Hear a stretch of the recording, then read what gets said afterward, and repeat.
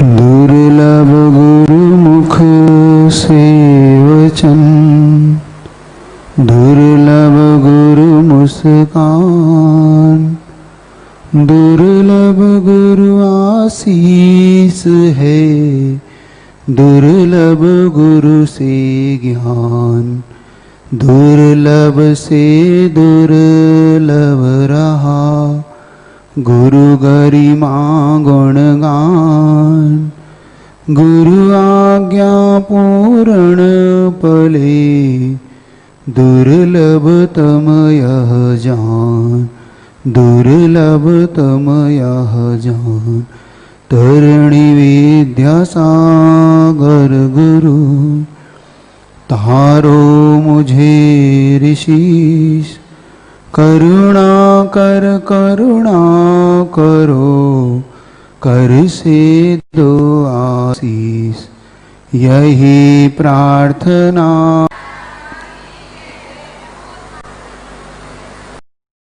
Hello, पुनः एक बार इस युग के श्रेष्ठ गुरु की उस गौरव गाथा को सुनने के लिए उपस्थित है। आपको थोड़ा सा पिछली उस गाथा के से जोड़ देता हूं, जिस गाथा के अंतर्गत हमने देखा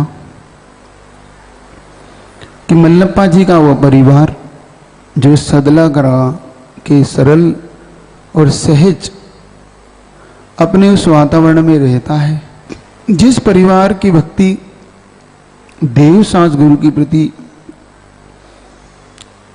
अपूर्व है, वह परिवार, जिस परिवार में अभी उनकी 18 वर्ष के अंतर्गत विवाह हुआ था, श्रीमंती नाम की एक बालिका से जिनका विवाह हुआ, विवाह के उपरांत फिर भी मल्लप्पा जी के अंदर वैराग्य जागता रहा, क्योंकि हमने समझा कि इस ग्रंथ के, इस गुरु गौरव गाथा के अंतर्गत उनके जो पिता हुए, उनके पिता के अंदर क्या भावना आई और फिर धीरे धीरे उनका क्या क्या घटा। उनकी एक संतान हुई चंद्र नाम की, जो कुछ 6 महीने के अंतर्गत जिनका मरण हो गया। फिर उनके कुछ वर्षों के बाद एक पुनः पुत्री के रूप में संतान उत्पन्न हुई, फिर संतान पुत्र के रूप में उत्पन्न हुई। इस प्रकार से अभी तक अपन ने जाना और समझा। अब पुनः एक और अपन मन में भावना बनाएंगे। कल हमने समझा था भगवान महावीर के समूह के माध्यम से, आज हम कुछ अलग जगह के माध्यम से उनकी गाथा को समझने का प्रयास करेंगे। कल्पना करें, सौधर्मेंद्र की उस सभा में पहुंचिएगा। सौधर्मेंद्र की सभा लगी हुई है, सौधर्मेंद्र अपने सिंहासन पर बैठा हुआ है और वहां पर स्वाध्याय चल रहा है। चूंकि वहां पे सौधर्मेंद्र द्वादशांग का पाठी होता है और जो उसके देव परिवार होते हैं, जो उसकी सभा में विराजमान होते हैं, इंद्र, सामानिक, त्रायस्तिंस, लोकपाल इत्यादि देव, वहां पर वो सौधर्मेंद्र से अपनी जगह तरह की जिज्ञासाएं रख रहे हैं।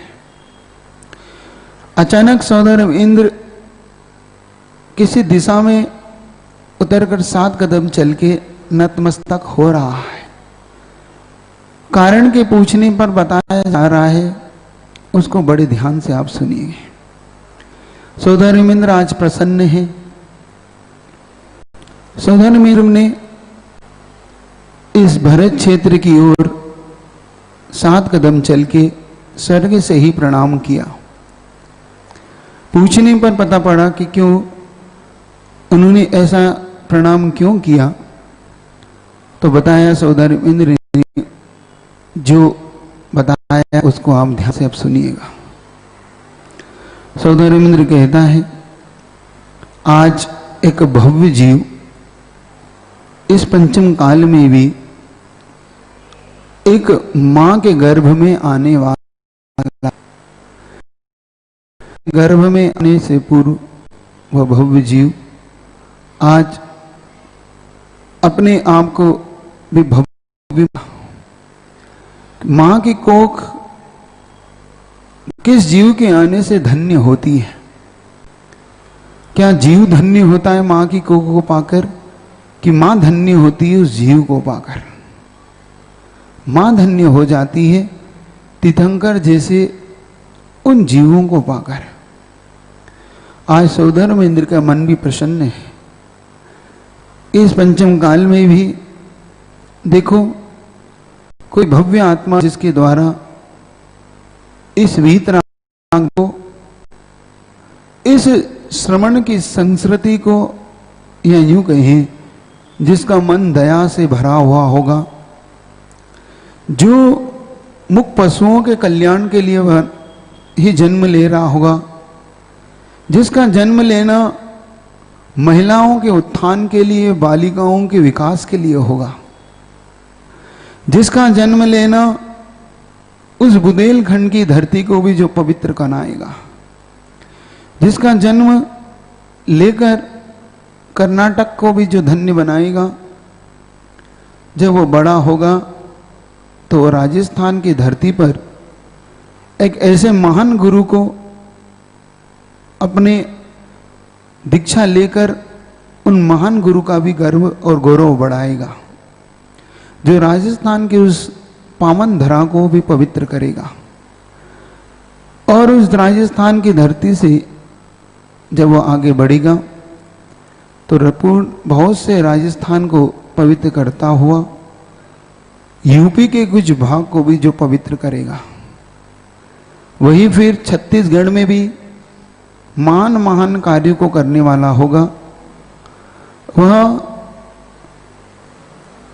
जब शिखर जी की यात्रा करेगा तो मानो तीर्थंकरों जैसा जिसका विहार होगा। जब वो रोगियों के लिए चिंता करेगा तो जिसकी चिंतन मात्र से रोग दूर होगा, जिसके जन्म लेने पर बहुत से भव्य जीवों का कल्याण होगा, जिसके जन्म लेने के बाद शीतलाचार का नाश होगा, जिसके जन्म लेने पर युवा लोग मुनि बनना पसंद करेंगे, जिसका जन्म लेना आर्यिकाओं के संग को वृद्धिगत करेगा, जिसके द्वारा बड़ी बड़ी कुप्रथाओं पे भी कटाक्ष करके उन कुप्रथाओं को भी दूर किया जाएगा, जिसके द्वारा मात्र चेतन तीर्थ का निर्माण होगा, ऐसा नहीं है, जिसके द्वारा अचेतन तीर्थों का भी विकास होगा, नए नए तीर्थ जिसके द्वारा पल्लवित होंगे, जिनके द्वारा बड़े बाबा को भी उच्च आसन दिया जाएगा, जिनके द्वारा ऐसे अभूतपूर्व कार्य होंगे। ऐसा भव्य जीव अब किसी मां के गर्भ में आने की तैयारी कर रहा है। सौधर्मेंद्र का यह वाक्य सुनकर सारी सभा हर्ष से फूली नहीं समा रही है, क्योंकि जब उन्होंने देखा कि जिस भारत भूमि पर बहुत से आताताइयों ने अत्याचार किया, जिस भारत भूमि पर वीतराग धर्म को बहुत सी क्षति पहुंचाई गई, जिस भारत भूमि से बहुत से मंदिरों को तोड़ा गया, जिस भारत भूमि पर मुगलों ने शासन किया, जिस भारत भूमि पर विदेशी लोगों ने शासन करके जिसे छिन्न भिन्न कर दिया, जिसे गरीबियों की ओर धकेल दिया, उन गरीबों के उत्थान के लिए भी उस भव्य जीव का जन्म होगा। ऐसा जन्म जब उसका जन्म होगा तो ये भारत गुलामियों को, बेड़ियों को तोड़कर स्वतंत्र हो जाएगा, जिसका जन्म लेना इस गुलाम भारत को भी स्वतंत्र बनाने का कारण होगा। ऐसा भव्य जीव अब मां के गर्भ में आने की तैयारी कर रहा है। जब सौधर्मेंद्र के द्वारा जब ऐसा बोला गया अपनी सभा में, तब वहां पर जो हर्ष का वातावरण बना, पृथ्वी लोक पर ऐसा लग रहा था कि मान लो सौधर्मेंद्र साक्षात कुबेर को भेजना चाहता है। सौधर्मेंद्र चाहता है कि वो पंचम काल में इस धरती पर उन इंद्रों का, वैमानिक देवों का आना जाना नहीं हो पाता। आज सौधर्मेंद्र के मन में भी आज वो पीड़ा दिखाई दे रही है कि ऐसा भव्य आत्मा, उस भव्य आत्मा का जन्म होगा, गर्भ कल्याणक होगा, काश मैं उस गर्भ को मना पाता। फिर भी सौधर्मेंद्र 7 कदम चल के नतमस्तक होता है उन भव्य आत्मा के लिए जिनका अब जन्म से पूर्व गर्भ का अब होने वाला है, गर्भ में जिनका अवतरण होने वाला है, वो भव्य जीव के बारे में अब आप सुनने का पुरुषार्थ करें। फिर उसी सभा में पूछा गया, तो अब सौधर्मेंद्र की वाणी से जो जो निकलता है उसको आप गौर से सुनिएगा। जब यहां पर नीचे मनुष्य लोक में दोनों माता पिता, मां श्रीमंती और मल्लप्पा जी, जिन्होंने कल अट्टीवाक नाम के ग्राम में, जहां पर समाधि स्थल है विद्यासागर भट्टारक जी का, दोनों पति पत्नी वहां पहुंचकर भव्य पूजा को स्थापित करते हैं। समाधि स्थल पर पहुंचकर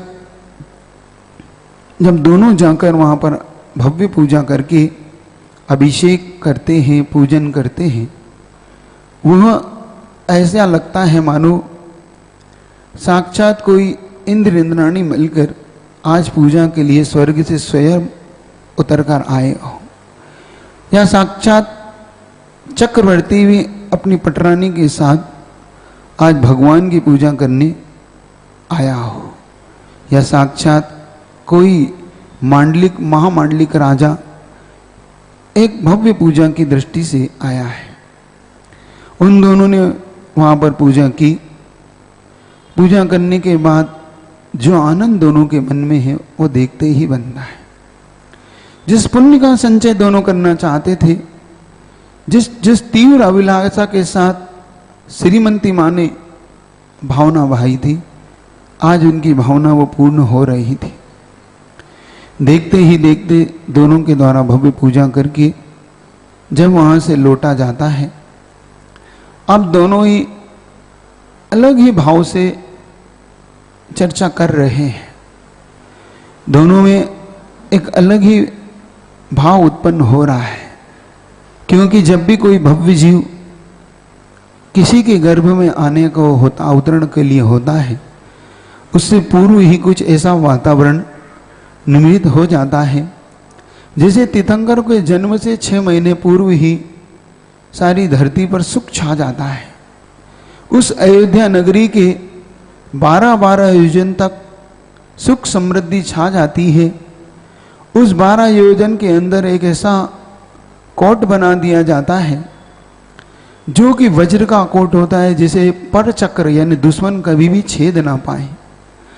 जहां पर 3.5 करोड़ रत्न एक बार में और दिन में ऐसे 3 बार यानी 10.5 करोड़ रत्न प्रतिदिन जहां पर गिरते हो भगवान के माता पिता के आंगन में, जिस आंगन में सुख समृद्धि छाई रहती हो, जहां के जिनालय इंद्रों के द्वारा भव्य बना दिए जाते हो, जहां पर तीर्थंकर के गर्भ में आने से पूर्व कोई दरिद्र, कोई भिखारी ना रहता हो, जब तीर्थंकरों के जन्म के समय कुछ ऐसा अपूर्व घटता है गर्भ में आने से पूर्व ही, तो उन दोनों माता पिता के जीवन में भी कुछ अपूर्व ही घट रहा है। आज घर का वातावरण कुछ अलग ही शांति शांति सा महसूस दे रहा है, कुछ सुखदायक सा महसूस हो रहा है दोनों के मन में। दोनों के मन में अब धर्म ध्यान बढ़ने से लगा। अब अधिकतम दोनों स्वाध्याय में ज्यादा ध्यान देने लगे। मल्लप्पा जी अब श्रीमंती जी को बहुत अच्छी अच्छी प्रथमानी योग की कुछ घटनाएं सुनाते थे। श्रीमती जी उन्हें सुनकर बड़ी प्रसन्न होती थी। दोनों मिलकर पूजा पाठ अभिषेक किया करते थे। मल्लापा जी अभिषेक करते थे, श्रीमती जी उस अभिषेक को देखती थी और मल्लापा जी के हाथ से प्रतिदिन गंधोदक लेती थी। ये महान कर्तव्य है परिवार के मुखिया का कि जब भी परिवार का मुखिया गंधोदक बनाए तो अपने हाथों से उस परिवार के सब सदस्यों को स्वयं दे। ये एक महान परंपरा है। इस परंपरा को सभी को सीखना चाहिए। अपने परिवार से ही गंधोदक लेने का भाव हमेशा रखना चाहिए। पुराण ग्रंथों में आप पढ़ेंगे, जब भी चक्रवर्ती जाता था तो अपनी पत्नियों के साथ उस जिनालय में जाता था तो अभिषेक स्वयं करके गंधोदक संपूर्ण पत्नियों को देता था। आप पद्म पुराण के उस प्रसंग को देखें जिस प्रसंग के अंतर्गत कैकेयी को जब गंधोदक मिलने में देरी हो गई, कैकेयी के मन के अंदर जो भाव उठ रहा था कि आज मुझसे कोई ऐसा महान अपराध हुआ है कि मेरे पति ने मुझे आज गंधोदक नहीं दिया, उसके मन में ऐसा भाव आ गया कि मैं विष क्यों ना खा के अपने प्राण त्याग दूं। लेकिन जब तक राजा दशरथ पहुंच जाते हैं और राजा दशरथ उससे विष खाने का जब कारण पूछते हैं तो बताती कि आपने मुझे गंधोदक क्यों नहीं दिया, तो पता पड़ता है कि वो जो देने वाला व्यक्ति था लेट हो गया। तब वो उसे राजा दशरथ डांटते हैं। इससे पता पड़ता है कि पूर्व परंपरा रही है कि परिवार का सदस्य स्वयं गंधोदक बनाए अभिषेक करता हुआ अपने पूरे परिवार को दे। वही पवित्र परंपरा मल्लप्पा जी के जीवन में थी। उस सतलगा ग्राम में जहाँ पर इस ग्रंथ के गौरव पूज्य विद्यासागर जी महाराज का जन्म होने वाला है। आप विचार करें कि जिस परिवार में जिनका पति स्वयं उन्हें गंधोदक देता हो, जो स्वयं मिलकर स्वाध्याय करते हो, जो रात्रि में मध्य रात्रि में भी विषय भोग की ओर नहीं जाते हो और उसमें भी धर्म की चर्चा करते हो, तो उस परिवार में कैसी संतान का जन्म होगा। स्वयं पूत के पांव पालने में दिखाई देते हैं, या यूं कहें आचार्य गुरुवर के अनुसार मुखमाटी में लिखा गया, पूत के पांव पालने में नहीं आज्ञा पालने में। पूत के पांव पालने में नहीं आज्ञा पालने में हुआ करती है। वही भाव आज उनके मन में हो रहा है उदय। दोनों पति पत्नी मिलके जब आपस में बैठकर धर्म ध्यान की चर्चा करते हैं, पुराण ग्रंथों की उन महापुरुषों का चरित्र सुनते हैं, तो श्रीमती जी के मन में आज गजब का भाव उत्पन्न हो रहा था। दोनों ने बहुत दिनों तक इस प्रकार धर्म चर्चाओं को पूर्ण किया। श्रीमती जी के मन में बार बार विद्यासागर भट्टारक जी की समाधि पर जाने का मन हुआ करता था। वो बार बार वहां जाया भी करती थी। एक मध्य रात्रि में, एक दिन की मध्य रात्रि में कुछ अपूर्व सा आज घट रहा है। कुछ अपूर्व सा वातावरण बना हुआ है। दोनों पति पत्नी निद्रा में सोए हुए हैं और जैसे ही चौथा पहर आता है, रात्रि के 4 पहर हुआ करते हैं। पहला पहर गंध राक्षस पहर होता है, दूसरा रौद्र पहर होता है, तीसरा गंधर्व पहर होता है और चौथा महनोर पहर होता है। ये 4 काल या 4 पहर हुआ करते हैं। उस पहर के अंतर्गत जब भगवान की माता को स्वप्न आते हैं, आज श्रीमती जी भी कुछ नया नया सा स्वप्न देख रही है। उन्हें पता नहीं ये सपनों का फल क्या होगा। प्रसन्न मन से वो सोई हुई थी। दोनों पति पत्नी अपनी निद्रा में व्यस्त हैं कि अचानक श्रीमती जी को उस मनोहर काल के अंदर कुछ सपने दिखाई देते हैं। पहला सपन उन्हें दिखाई देता है, एक चक्र घूमता हुआ सा उनकी ओर आ रहा है, जो बहुत चमक देता हुआ सा उनके हृदय में या उनके अंदर आकर विलुप्त हो गया। जब उनके द्वारा ये पहला स्वप्न देखा गया और दूसरा स्वप्न उनके द्वारा देखा गया कि उन्होंने दो चारण ऋद्धिधारी मुनि महाराज स्वप्न में उनकी ओर आ रहे हैं, उन्होंने उन्हें नमोस्तु किया। तीसरा स्वप्न उनके द्वारा देखा गया, आज वो किन्हीं मुनि महाराज को आहार दान दे रही है।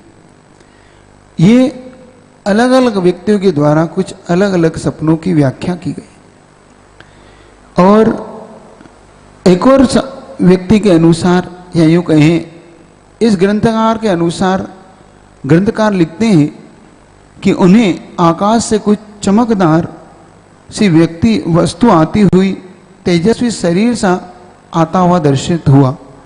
दूसरा सपना उन्होंने न देखकर उनके पति मल्लप्पा जी देखते हैं कि वो खेत में आम के वृक्ष के नीचे बैठ रहे हैं और अचानक सिंह खेत की ओर से निकलकर प्रकट होता है और उन्हें उनकी ओर बढ़ता हुआ आता है और उन्हें निगलने का पुरुषार्थ करता है। दो व्यक्तियों के अनुसार ये दो प्रकार के सपने हैं।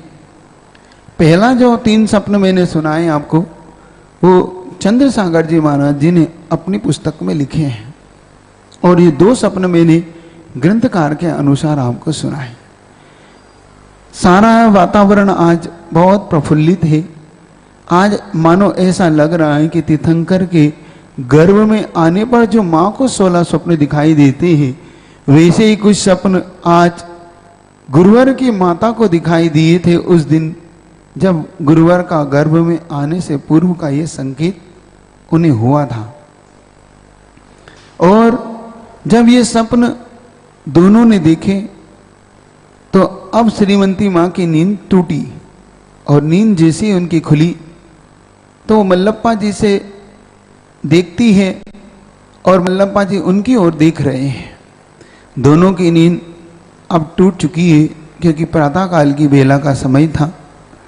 चिड़ियाँ चहचहाने लगी थी और सारा वातावरण हल्के हल्के प्रकाश से प्रकाशित होने लगा था। अब धीरे धीरे धीरे धीरे सूर्य का उदय, बाल भानु का उदय होने लगा। यहाँ पर दोनों अपने अपने कार्य से निवृत्ति होके जब पूजन पाठ करके बैठे हुए थे, अब श्रीमती जी ने निवेदन मल्लप्पा जी से किया कि मैंने आज कुछ अभूतपूर्व सपने देखे। जब मल्लप्पा जी द्वारा पूछा गया आपने क्या देखा, तो उन्होंने अपने सपनों का वर्णन किया। तो जब उनके ये सपने उन्होंने सुने तो वो हर्ष से, खुशी से, ऐसा मानो ऐसा उनका हृदय भर गया। उनके अंदर ऐसी खुशी होने लगी कि साक्षात जैसे उन्होंने तीर्थंकर को ही गर्भ में आता हुआ पा लिया हो। कोई भव्य जीव आने का उन्हें संकेत अपने आप ही मिल गया। और उन्होंने जब इसको निमित्त ज्ञानी से जानना चाहा कि इस स्वप्न का फल क्या होगा, तो निमित्त ज्ञानी के उस स्वप्न का फल बताते हैं कि जो दिव्य तेज आपकी धर्म पत्नी ने देखा है, इससे प्रकट होता है कि आपको कोई दिव्य पुरुष, भव्य आत्मा आपके पत्नी के गर्भ में आने वाली है। दूसरा उन्होंने देखा कि चरण ऋद्धिधारी मुनि महाराज 2 युगल रूप में आ रहे हैं, तो उनका मानना था कि आने वाली और 2 संतानें इस श्रमण संस्कृति को और गौरवान्वित करेगी। और तीसरा शब्द जब उन्होंने देखा कि आहार दान करते हुए, तब उन्होंने बताया जिस पुत्र को आप जन्म देंगी उसी पुत्र को आपको आहार दान देने का भी अवसर प्राप्त होगा, क्योंकि वह श्रमण संस्कृति का महानायक उत्पन्न होगा। ये तीनों सपने सुन के, इनका फल सुन के दोनों पति पत्नी आज फूले नहीं समा रहे थे। और जब मल्लप्पा जी ने अपने सपने के बारे में पूछा कि मैंने आम के वृक्ष के नीचे, जो मैंने स्वप्न देखा कि मैं आम के वृक्ष के नीचे बैठा हूँ और अचानक खेत में से एक सिंह मेरी ओर बढ़ता हुआ आ रहा है जिसने मुझे निगल लिया। तो उन्होंने बताया कि आपके द्वारा जो सिंह को निगला गया है उससे ऐसा लगता है कि जो आपकी संतान होगी, उससे पूर्व जो आपने आम के वृक्ष का जो देखा है, आपकी संतान रूपी वृक्ष सभी के लिए इस संसार में आम के समान मीठे फल को देने वाली होगी, सबको उत्तम से उत्तम फल को दिलाने वाली होगी। और आपने जो ये देखा है कि एक सिंह आपकी ओर आ रहा है, इसका मतलब है कि आप जो समाधि मरण होगा आपका, वो उत्तम समाधि मरण होगा और उस समाधि मरण के द्वारा आप सिंह वृत्ति से समाधि मरण करेंगे। और वास्तव में उनके पिता ने मुनि बनकर महान समाधि को भी ग्रहण किया। उनके द्वारा 1234 जैसे महान उपास कुछ ही वर्षों में कर लिए गए। उनके द्वारा जिनशेष नाम जैसे उपवास भी बहुत से जल्दी कर लिए गए, जो बहुत बड़े बड़े उपासों को करते थे, ऐसे मल्लप्पा जी। अब किसी व्यक्ति ने ठीक ही कहा है कि धर्म वृक्ष की सुख फल यदि समय पर फल देंगे, यह सच है, तो अभी सिंचित किया हुआ वृक्ष नियम से सुख की छाया भी देता ही है। कितनी अच्छी युक्ति कही ग्रंथकार ने कि धर्म वृक्ष के सुख फल यदि समय पर फल देंगे, मतलब आने वाले समय से अगर वो फलित होते हैं, तो अभी अगर उन्हें हम सिंचित करना प्रारंभ कर दें, मतलब अगर हम अभी से धर्म ध्यान बढ़ाने लग जाएं, तो वो फल हमें नियम से छाया भी देंगे और वो वृक्ष समय आने पर हमें फल भी देंगे। 9 माह धीरे धीरे अब बीतने को हो रहे हैं। जैसे ही पुत्र के गर्भ में आना हुआ, अब दोनों बहुत सचेत हो गए। दोनों अब माता पिता ने ये निर्णय ले लिया कि जब तक इस पुत्र का जन्म नहीं होता, जब तक ये जीव गर्भ से जन्म की ओर नहीं आ जाता, जन्म नहीं ले लेता, तब तक हम दोनों ब्रह्मचर्य से रहेंगे। और दोनों ही पूजन करते थे। उन्होंने एक कठोर नियम लिया कि पुत्र की उत्पत्ति तक हम ब्रह्मचर्य का पालन करेंगे। दोनों ही पूजन करते थे, दोनों मिलके अब स्वाध्याय किया करते थे। और माँ के अंदर नए नए दोहला उठते थे। दोहला समझते? दोहला का मतलब होता है नए नए विचार उत्पन्न होना, और उन विचारों की पूर्ति के लिए हमेशा मल्लप्पा जी उन्हें सहयोग करते थे। मल्लप्पा जी के द्वारा जब उनसे कुछ पूछा जाता था, तो उनके मन में हमेशा पूजन विधान ऐसा भाव आया करता था। एक दिन श्रीमती जी के मन में आया कि मैं भी भट्टारक जी की समाधि पर जहाँ वहाँ है, वहाँ पर अच्छे अच्छे पुष्पों से पूजा करूं, श्रेष्ठ श्रेष्ठ द्रव्य से मैं पूजा करूं। ऐसा उनके मन में बार बार भाव उत्पन्न हुआ करता था। सच ही है, जिसके घर में गर्भ में ऐसा जीव आता है, वास्तव में उन माँ का भाव अपने आप में अद्वितीय हो जाता है। लेकिन जिसके यहाँ पर निकृष्ट जीव आता है, उस माँ का भाव भी निकृष्ट हो जाता है। जैसे रानी चेलना के गर्भ में कुणिक का आने पर रानी चेलना के मन में बुरे बुरे भावों की उत्पत्ति होने लगी, किंतु भगवान महावीर के गर्भ में आने पर उनकी माँ के भाव और अच्छे अच्छे होने लगे।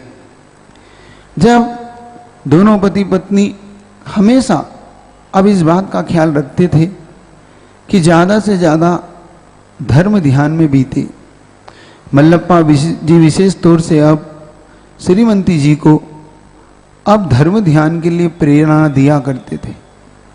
हमेशा वो उन्हें स्वाध्याय कराया करते थे। उनका मन कहीं और ना भटके, इसलिए वो हमेशा उन्हें तीर्थ क्षेत्रों की बातें, तीर्थ क्षेत्रों के उन जिन बिंबों के बारे में बताया करते थे।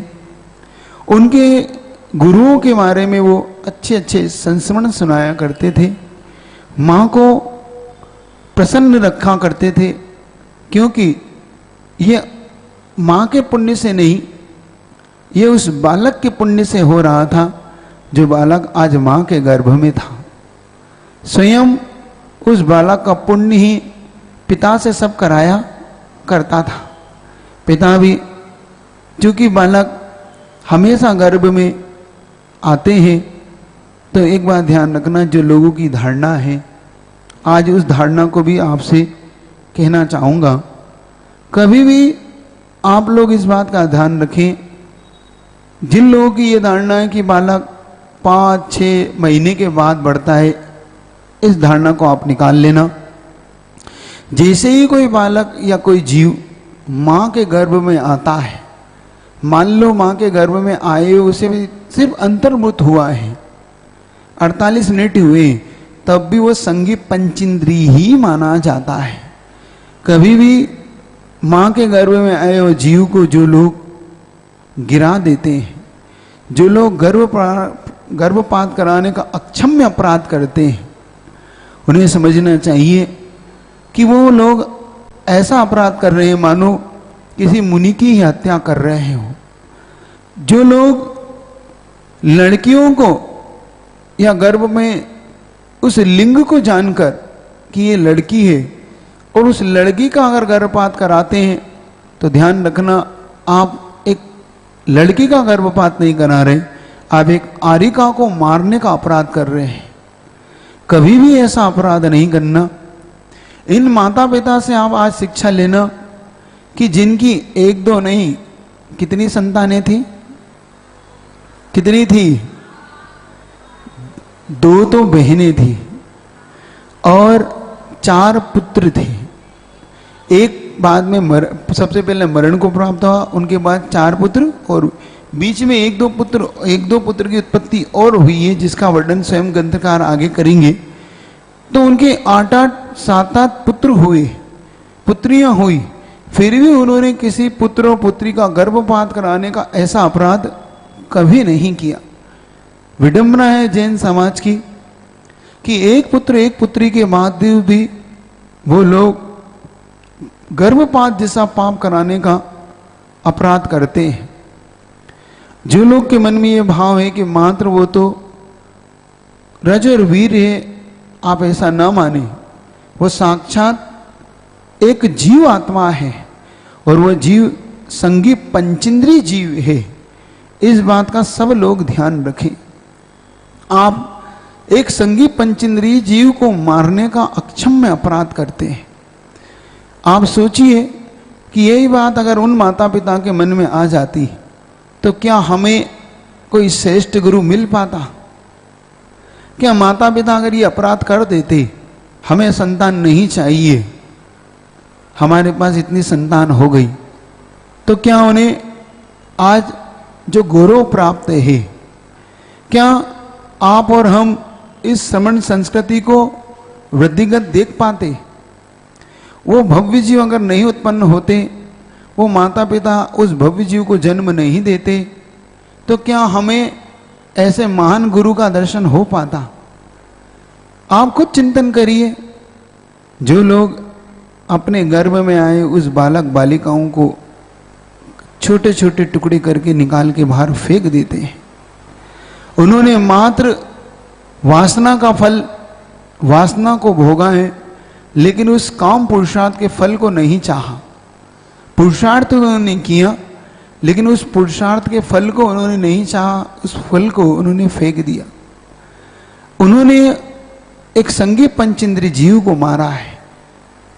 और इसी कारण से बार बार ये विचार या सोचने में आता है कि जिनके यहाँ पर अगले अगले कहीं कहीं भावों तक जिन्हें संतान नहीं मिलती, चाहे जो बांझ रह जाते हैं, वो क्यों रह जाते हैं? क्योंकि उनके यहाँ पर उन्होंने जिस संतान को पूर्व भाव में मार मार के फेंक दिया था, उन्हें कहीं कहीं भावों तक मां बनने का सौभाग्य प्राप्त नहीं होता। इसलिए कभी भी आप ध्यान रखना, ऐसा अक्षम्य अपराध कभी नहीं करना।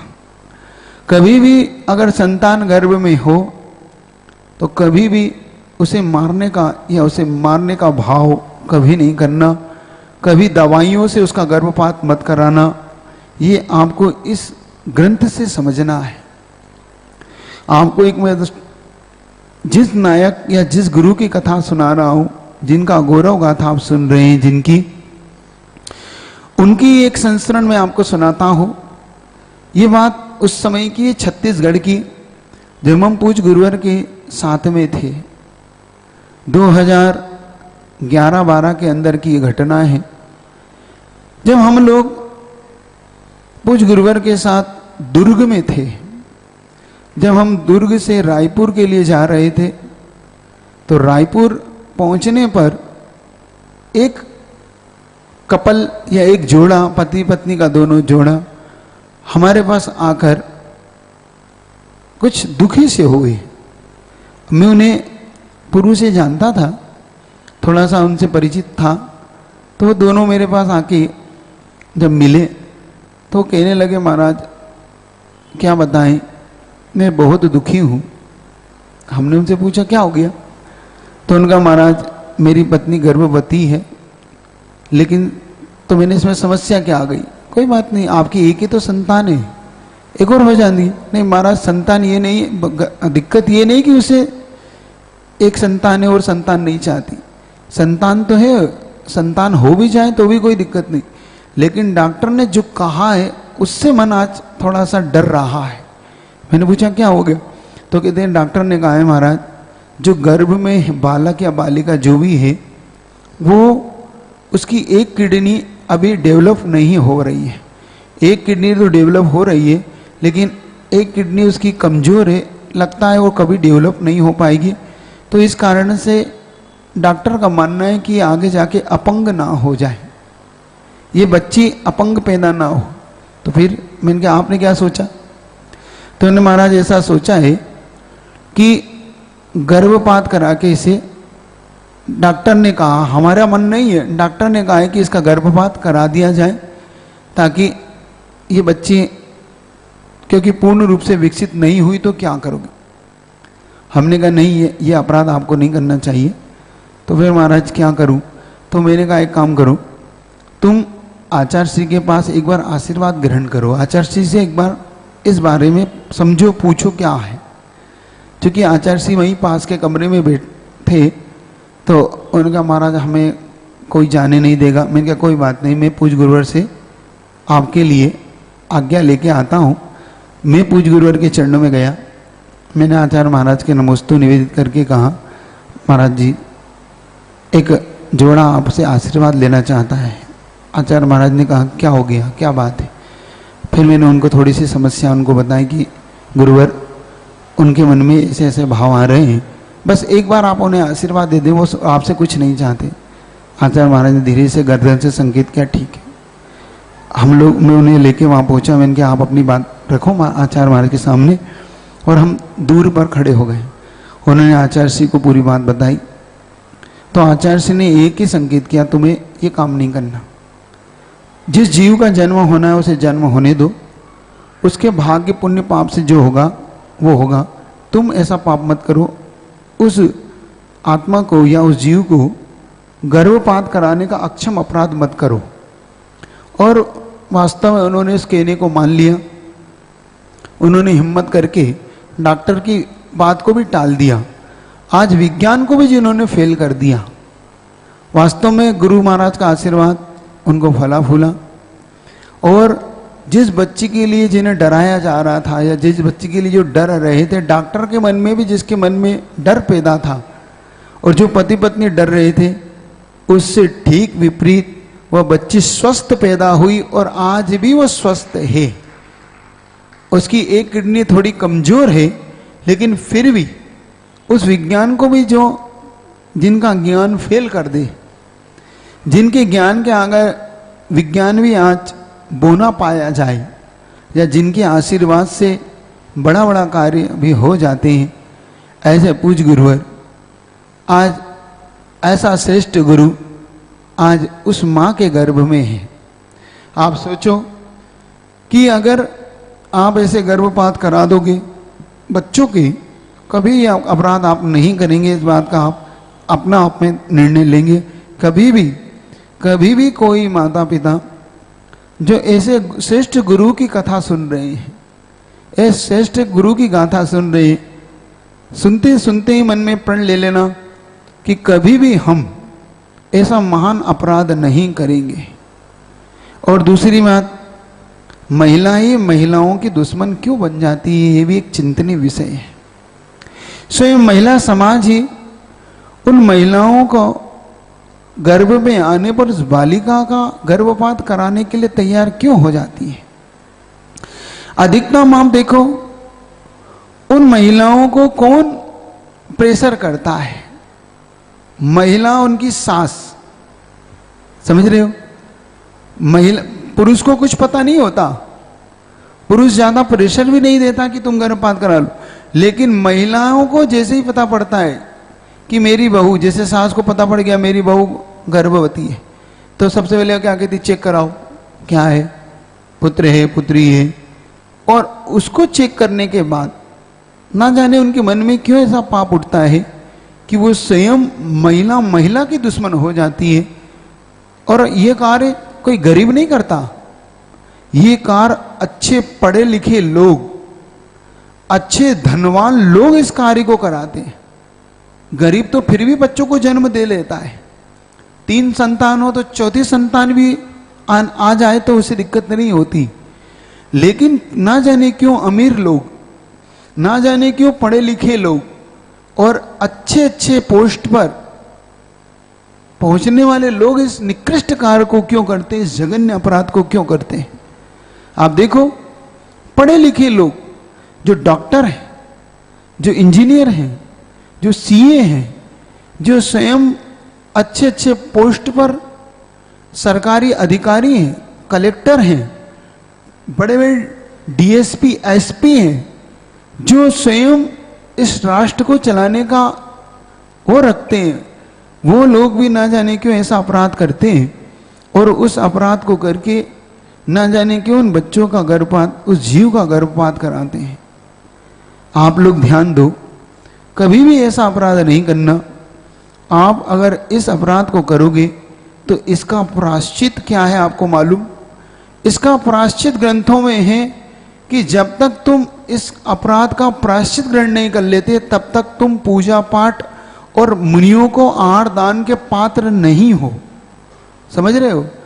जिसने भी गर्भपात कराया हो, अगर जब तक वो गुरु के पास जाके प्रायश्चित ग्रहण नहीं कर लेता तब तक वो आहार दान देने का पात्र नहीं है, पूजन पाठ अभिषेक का पात्र नहीं है, उसे महान सूतक है जब तक उसका प्रायश्चित ना हो जाए।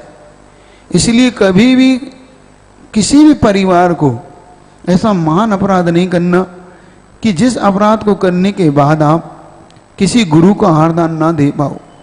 कितना निकृष्ट है आपके हाथ आज, कितना निकृष्ट है आपका हाथ कि आपका हाथ अब इस योग्य नहीं रहा जिस हाथ की या जिस शरीर में आपने गर्भपात कराया।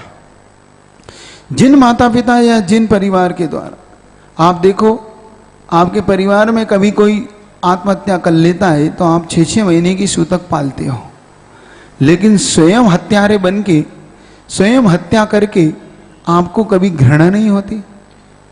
आपसे अच्छी तो वो नागिन है, आपसे अच्छे तो वो सुकरी है, आपसे अच्छी वो कुतिया है जो स्वयं बच्चे को जन्म लेके कुछ मजबूरी उसकी होती है तो अगर वो 12-12, 15-15 बच्चों को जन्म देती तो 1 या 2 बच्चों का वो भक्षण कर जाती है। उस नागिन जो सांप जो उन अंडों से बच्चों को निकलते हैं तो वो भी कुछ बच्चों को खा जाती है। वो सुकरी जो जिसके बच्चे उत्पन्न होने पर वो भी कुछ बच्चों को खाती है, लेकिन उसके खाने पे पीछे उसकी मजबूरी होती है, क्योंकि उसके जन्म देने के बाद जब उसका पेट पूरा रिक्त हो जाता है तब उसे जो भूख सताती है तो उस भूख को पूर्ति के लिए वो ऐसा अपराध कर जाती है। समझ रहे हो। वो नागिन जो सर्पणी भी उस भूख की पूर्ति के लिए से महान अपराध कर जाती है। वो कुतिया भी ऐसा अपराध कर जाती है भूख के कारण। वो नागिन, वो सुकरी जो कुतिया भी ऐसा अपराध कर जाती है। लेकिन मनुष्य जाति एक ऐसी जाति है उस मनुष्य को कौन सा ऐसा अपराध करने के लिए मजबूर होना पड़ा।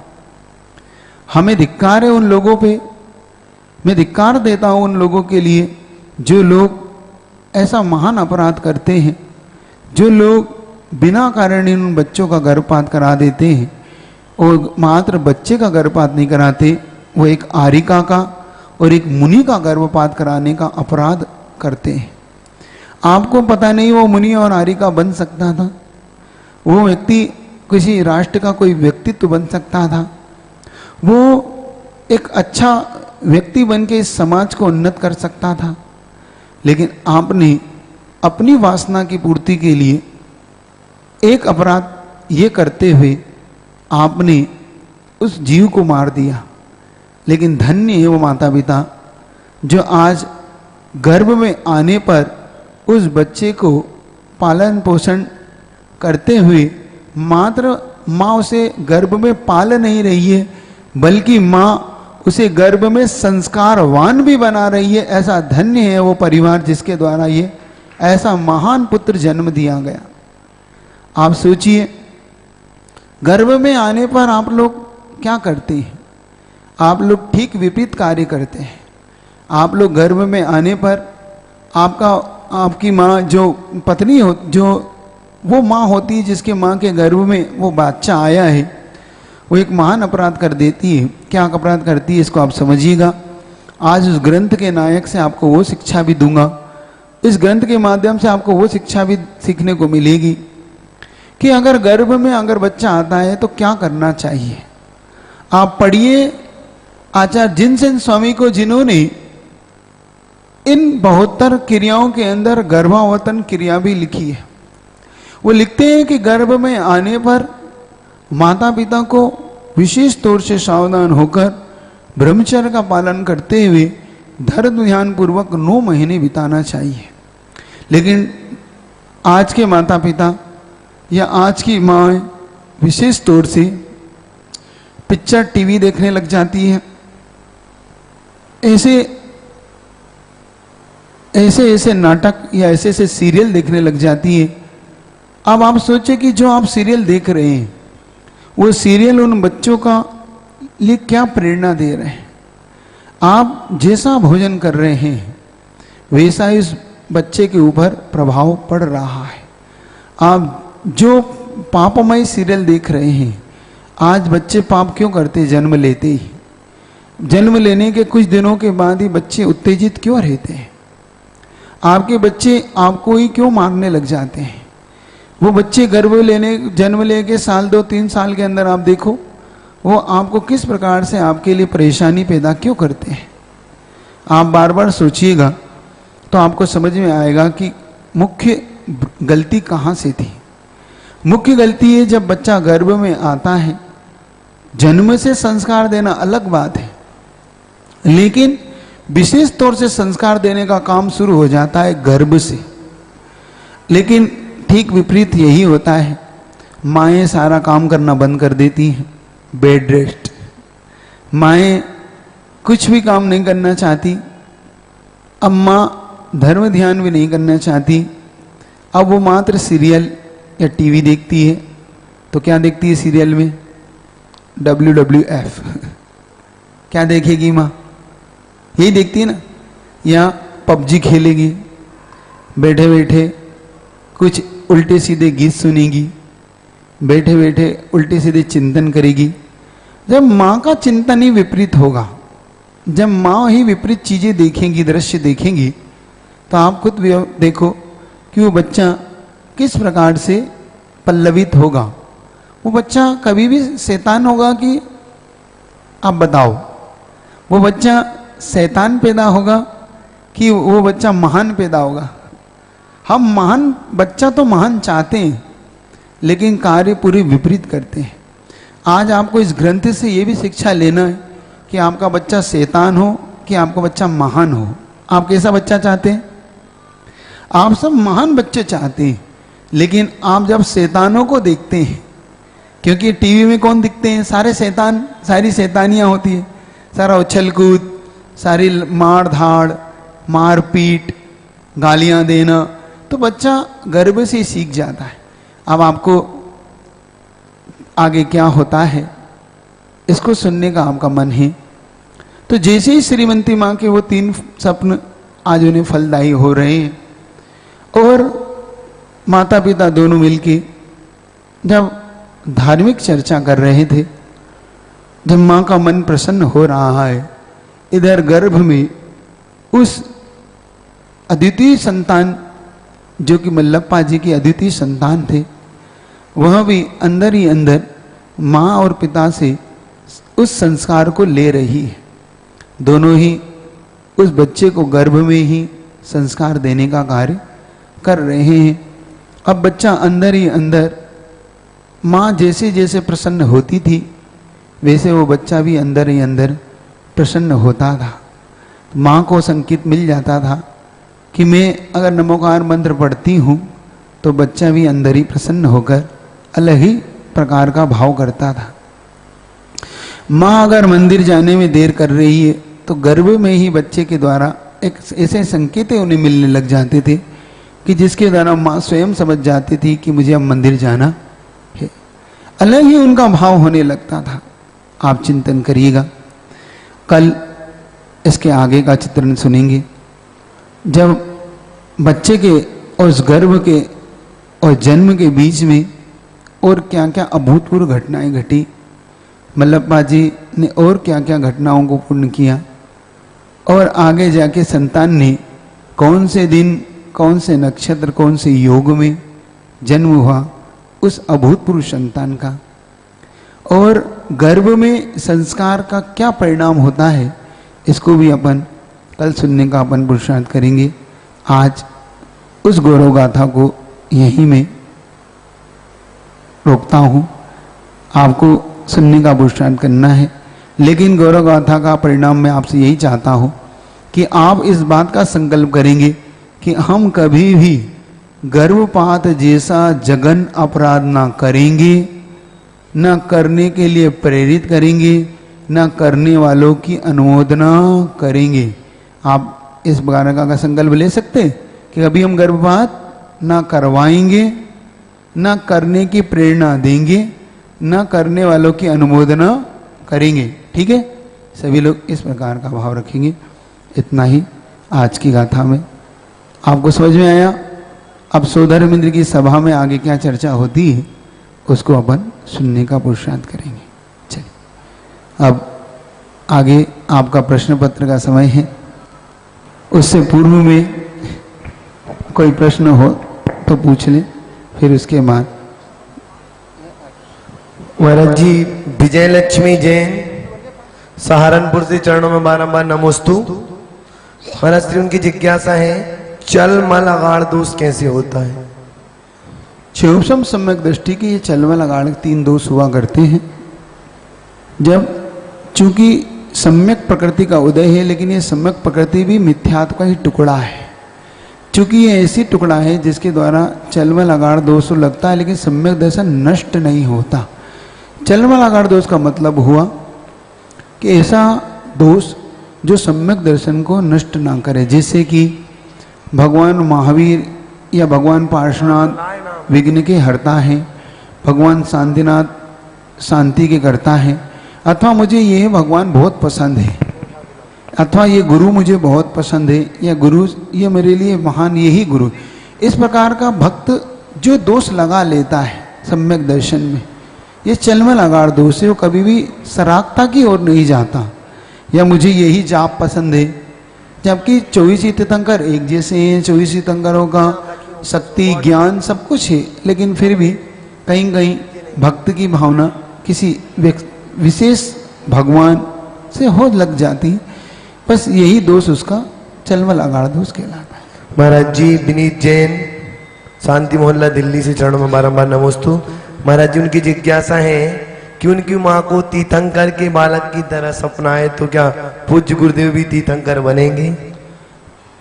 मुझे तो पूरा विश्वास है, उनके कार्य करने का ढंग या उनकी साधना ही बताती है कि नियम से उन्हें आगे में भावों में तीर्थंकर बनना ही चाहिए। बिल्कुल बनेंगे। और भव्य जीवों के कल्याण के लिए जिनके मन में ऐसी भावना उठती हो, जिनके मन में ऐसा भाव आता हो, वो वास्तव में तीर्थंकर बनने योग्य ही है।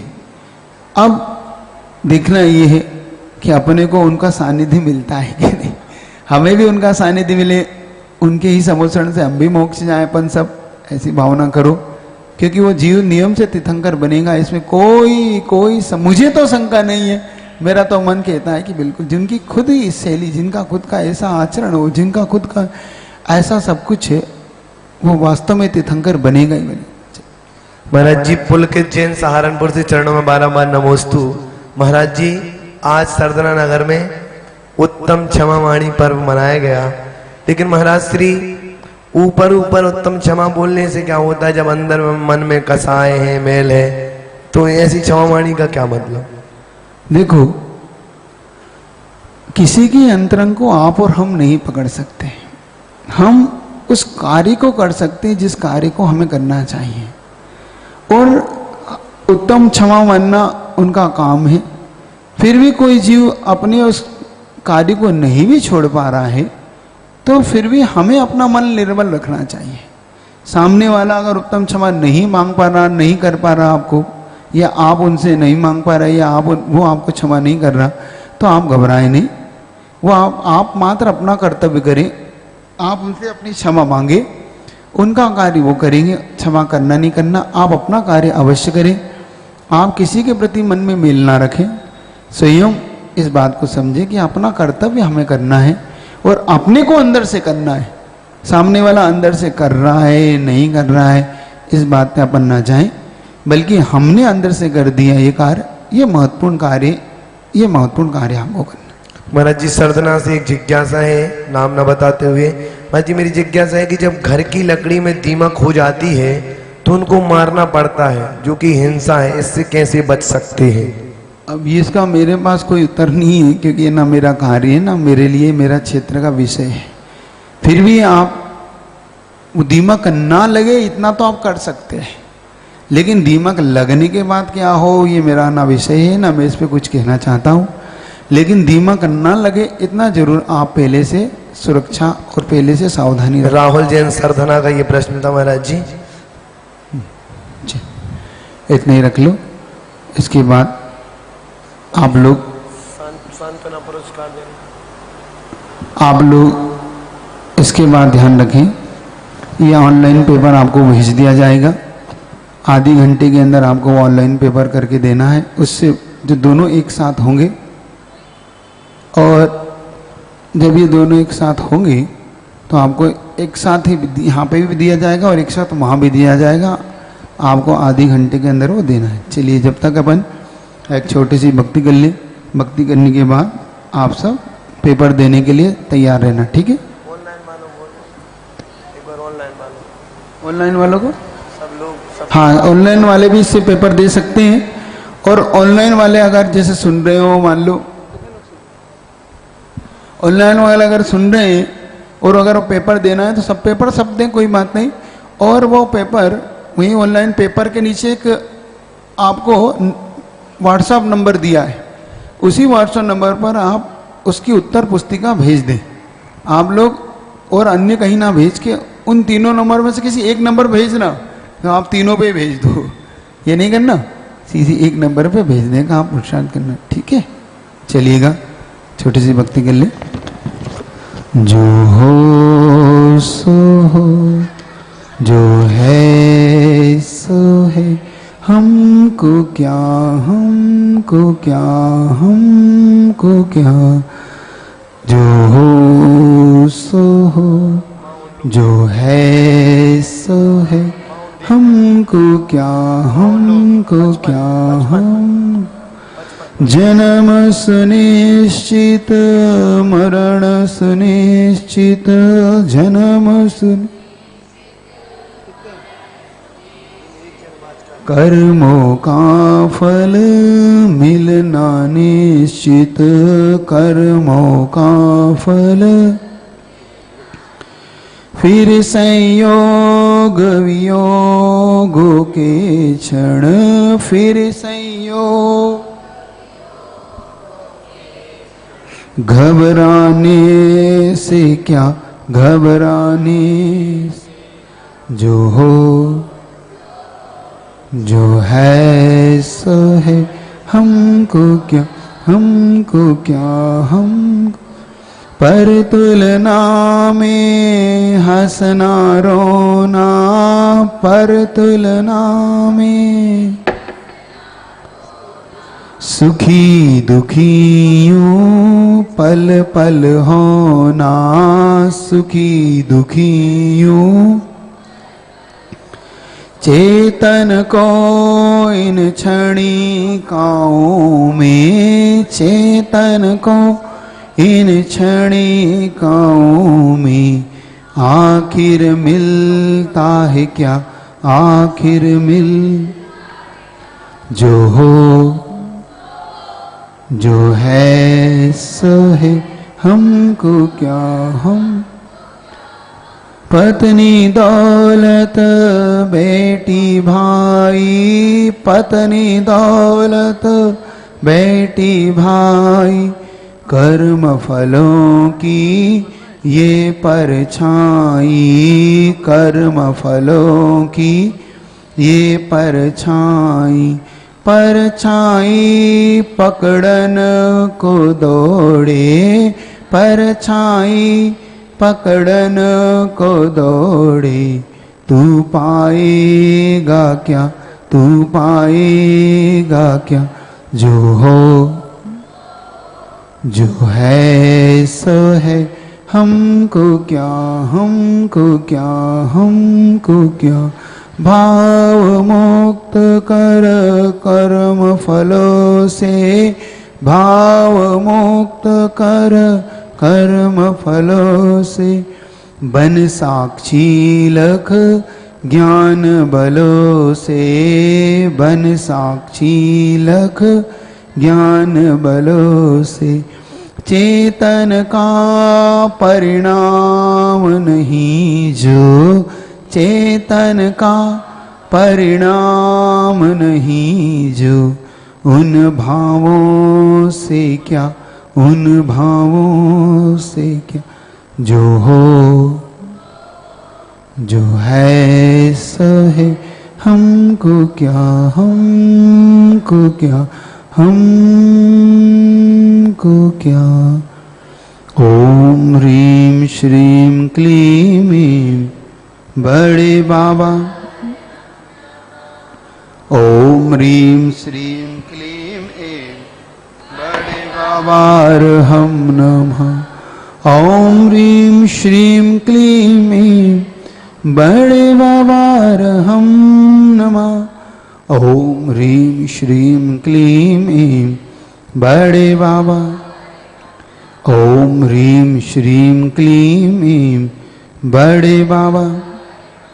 ओम ह्रीं श्रीं क्लीं ऐं बड़े बाबा अर्हं नमः। बड़े बाबा अर्हं नमः। बड़े बाबा अर्हं नमः।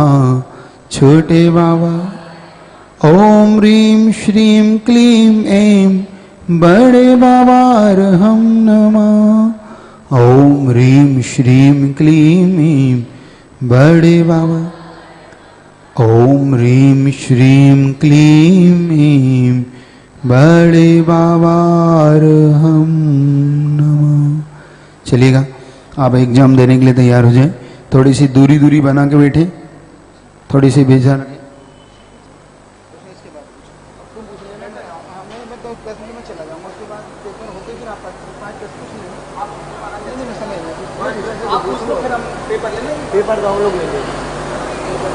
चलिए 5 प्रश्न के आप सब जवाब देंगे हैं? चलो पहले 5 प्रश्न के जवाब दो, फिर आप आगे के प्रश्नों का आप लोग बताइएगा, ठीक है? चलिएगा, पहला प्रश्न आपसे पूछ रहा हूं, आप लोग पहला प्रश्न सावधानी से बताएंगे। पहला प्रश्न है, आज मंगलाचरण से दूसरी लाइन क्या थी? जो मंगलाचरण किया था उसकी दूसरी लाइन क्या थी? हाँ बताइए। मंगलम कुंद कुंद आद्यो हैं? मंगलम। मैंने तो मंगलम मैंने आज कहा ही नहीं। आज वो आज किया ही नहीं मैंने। चलिए, कौन बताएगा?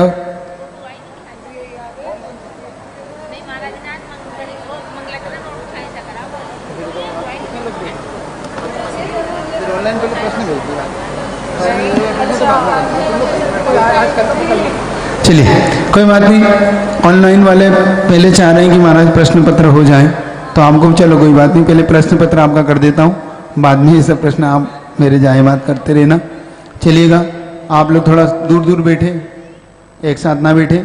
चलिए, ऑनलाइन वाले सावधान होके आप लोग प्रश्न पत्र सुनिए। प्रश्न पत्र आप तक आ रहा है, सावधान रहिएगा। थोड़ी सी वो लगा दो, चौकियाँ लगा दो थोड़ा दूर दूर तक। आप लोग और थोड़ा दूर खा सके बैठे।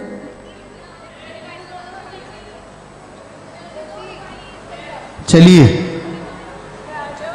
खसको, चलो। हाँ, कोई भी इसमें गड़बड़ नहीं करेगा, सभी लोग प्रश्न पत्र शांति से देंगे, इसका सब लोग ध्यान देंगे। हाँ, वहीं से लगाओ। हाँ, ऑनलाइन प्रश्न आप तक पहुंच रहा है, भेज दो। और आधे घंटे के अंदर ही आपको करना है, बहुत सरल है। आप ध्यान दें, 25 प्रश्न है। प्रश्न मतलब सिर्फ आपको रिक्त स्थान की पूर्ति करना है, ना आपको जोड़ी बनाना है, ना कोई अलग से कुछ भी नहीं लिखना, मात्र रिक्त स्थान जो अब तक आपने सुना है। मात्र 25 प्रश्न है, 100 नंबर का है। एक प्रश्न पे, एक रिक्त स्थान पे 4 नंबर है। लेकिन अगर आप गलत दे देंगे तो माइनस मार्किंग तो अभी तो नहीं कर रहा हूँ, अगली बार से माइनस मार्किंग की भी आपकी हो सकती है। चलिए, सावधानी से। सर्वप्रथम आप अपना ऊपर नाम लिखेंगे। प्रश्न पत्र भेज दिया ऑनलाइन वालों को, भेज दिया। सर्वप्रथम आप अपना नाम लिखेंगे, वहीं पर नाम के साथ साथ आप लोग अपना मोबाइल नंबर भी रखेंगे। हाँ, गेप रखिए। चलिए, इधर से के यहाँ बैठो, यहाँ उठ के इधर बैठो अकेले। चीकू कहाँ है? सुनो, चीकू यहाँ बैठो, यहाँ आओ उठ के। नहीं, उठो वहां से, जल्दी उठो, उठ जाओ, यहाँ आ जाओ। सभी पेपर देते हुए दे, कोई बात नहीं, बहुत सरल है सभी को। चलो, हैं? चलो, आप एक जना बीच में से उठ के आओ, बीच में से उठ के वहां बैठो। इतनी ही दूरी, आराम से, आपके पास चौकियां आराम से दूर दूर तक चौकियां लगी हैं। हाँ, वहां बैठिए, हाँ वहां बैठिए। चलिए, ठीक है सभी लोग। कोई बहुत सरल है, कुछ नहीं है, आपको रिक्त स्थान बनना है, पूर्ति करना है, बहुत सरल है। आप लोग भेजे, और जिसको पेपर में कुछ समझ में ना आ रहा हो तो अपने वो भेज दे। चलिए, जब तक वो जिज्ञासा का समाधान कर देता हूँ। एक जिज्ञासा किसी ने पूछी थी। हाँ, जब तक मैं जिज्ञासा का समाधान कर रहा हूँ, आप शांति से जिज्ञासा का समाधान कर रहा हूँ, आप अपना पेपर देते जाओ। समाधान जिनको है उनको मैं पहुंचा रहा हूँ। चलिए, पूछिए। महाराज जी, पूनम जैन ऑनलाइन प्रश्न आया है। नमोस्तु गुरुदेव, नमोस्तु गुरुदेव। मुझे कृपा कर बताइए कि सामायिक की पूर्ण विधि क्या होती है, हमें सामायिक में क्या क्या ध्यान करना चाहिए। पूनम जैन, दिल्ली रोहिणी। एक साथ नहीं बैठे, इसका ध्यान रखो भाई, एक साथ नहीं बैठो आप लोग। एक ही पे, एक ही उस पे पेपर दे रहे हो, अलग अलग बैठ के तो इतनी चौकियां हैं वहां पे, चौकियां और लगा दो ना अंदर, इतनी चौकियां लियो। हाँ, सामायिक की पूरी विधि आपको जानना है तो बता देता हूं। सामायिक की विधि है, सर्वप्रथम आप पूर्व, दक्षिण, पश्चिम चारों दिशाओं में आवर्त कर लें, और आवर्त करने के बाद आप पूर्ण परिग्रह का त्याग कर दें। जब जितना परिग्रह आपका है उतना परिग्रह मात्र आप रख लें, और उस परिग्रह को रखने के बाद आप ऐसा भाव लाएं, सारा आरंभ परिग्रह का त्याग आप कर लें, और हो सके तो किसी चीज का आलंबन ले लें, जैसे नमोकार मंत्र, कोई पाठ, अथवा जो अभी प्रतिक्रमण हम लोगों ने कराया है उस प्रतिक्रमण को पहले सुन ले, फिर शांति से कुछ मालाओं को फेरे, नमोकार मंत्र का आप चिंतन करते हुए आप सामायिक का काल निश्चित कर लें कि कितनी देर के लिए आप सामायिक करना चाहते हैं। 20 मिनट, आधी घंटा, वैसे तो 48 मिनट की एक सामायिक जघन्य सामायिक होती है, तो 48 मिनट तक आप कम से कम एक स्थान को ना छोड़ें और अपना मन धर्म ध्यान में लगाएं। आप किसी भी पंचेंद्रिय के विषयों के प्रति कोई भी मन को ना ले जाएं और अपने मन को एकाग्र करने का पुरुषार्थ करें। अगर आपका मन एकाग्र नहीं हो रहा है तो आप वहां पर नमोकार मंत्र का अथवा सम्यक शिखर जी की कोई यात्रा जो आपने की हो उस और आपके मन को ले जाएं और उस समय को मात्र बिताएं ना, आप उस समय को धर्म ध्यान पूर्वक बिताएं। महाराज जी अर्चना जी सूरजमल विहार दिल्ली से चरणों में बारंबार नमोस्तु। महाराज जी उनकी जिज्ञासा है कि जो इस बार 1 माह अधिक है उसमें व्रत उपवास कर सकते हैं क्या? हाँ बिल्कुल करें, कोई व्रत उपवास करने में थोड़ी मना है। महीना ही अधिक है तो आपको तो और अच्छा है, आपके लिए और ज़्यादा से ज़्यादा समय मिल रहा है, ज़्यादा से ज़्यादा उपवास ध्यान करें, कोई दिक्कत नहीं, आप आराम से खूब धर्म ध्यान करें। महाराज जी प्रदीप हर 16 भोपाल से चरणों में बारंबार नमोस्तु। महाराज जी उनकी जिज्ञासा है कि सम्यक दर्शन की पूजा की जयमाला की अंतिम पंक्ति में लिखा है कि गुण 800 गुण 8 लही के यहाँ फिर ना आवना। मेरी जिज्ञासा है कि सम्यक दर्शन के 8 गुणों से किन 8 गुणों की प्राप्ति की बात कभी कह रहे हैं? वही जो अपने में 8 गुण के ना, निकट संकीत, निकांक्षित, निर्विजिकित्सा, उगोहन, स्थिग्रहण, वात्सल इत्यादि अंगों का जो वर्णन किया है तो 8 गुण वो कहलाते हैं। तो इन 8 गुणों की प्रकट होने पर सम्यक दर्शन निर्मल बनता है और विशेष तौर से छायक सम्यक दर्शन प्राप्ति की ओर जाता है। तो ये 8 गुण हैं, इन 8 गुणों को आप प्राप्त कर लें तो छायक सम्यक दर्शन की प्राप्ति वाले को तो ये दोष कांक्षा, विचिकित्सा इत्यादि दोष नहीं लगते। वही उन्हें उनके 8 गुण विशेष तौर से, तो ये 8 अंग भी माने जाते हैं, 8 गुण भी माने जाते हैं और इनसे ही ये अपने आप में निसंकित, निकांक्षित ये गुण भी प्रकट होते हैं। ये अपने आप में गुण हैं, मतलब जो दोष दूर होते हैं तो ये 8 गुण प्रकट होते हैं वहां पे। ये आशय महाराज जी एक जिज्ञासा यहीं से आई है, यदि आपको कोई मित्र की संगति अच्छी ना लगे और आप उसे बिना कोई भेदभाव के उसे छोड़ दें पर वो आपके पीछे पड़े रहे तो मैं क्या करूं जिससे कि वो अगले भाव में ना मिले? अब मैं क्या कहूं इसके लिए। एक तरफ तो आप उनको मित्र बता रहे हो, एक तरफ आप उनकी संगति भी नहीं करना चाहते हो और ऐसा भाव भी करते हो कि अगले भाव में भी आपको ना मिले। सबसे अच्छा मोक्ष चले जाओ, मोक्ष चले जाओ, ना मित्र ना शत्रु, सब एक हो जाओ। तो श्रवण बनने के लिए जब मुनि बन जाते हैं तो अपने आप ही ऐसे भाव आने लगते हैं, मित्र और दुश्मन कहीं नहीं है। आप मन ही मित्र है और मन ही शत्रु है। मित्र और शत्रु कुछ नहीं होता, मन का जो भाव है वही मित्र है और वही शत्रु है। थोड़ी देर पहले वही हमारा मित्र लगता है और हमारी इच्छाओं की पूर्ति नहीं होती तो वही शत्रु हो जाता है। तो मन के जीते जीत और मन के हारे हार है, ऐसा कुछ नहीं है। किसी व्यक्ति के प्रति आप साम्य भाव रखो, साम्य भाव रखने से अपने आप ही वो सब कुछ ठीक हो जाता है। इतना ही कहना चाहता हूँ मैं। क्या कहूँ आपसे कि आपको अगले क्या चाहते हैं,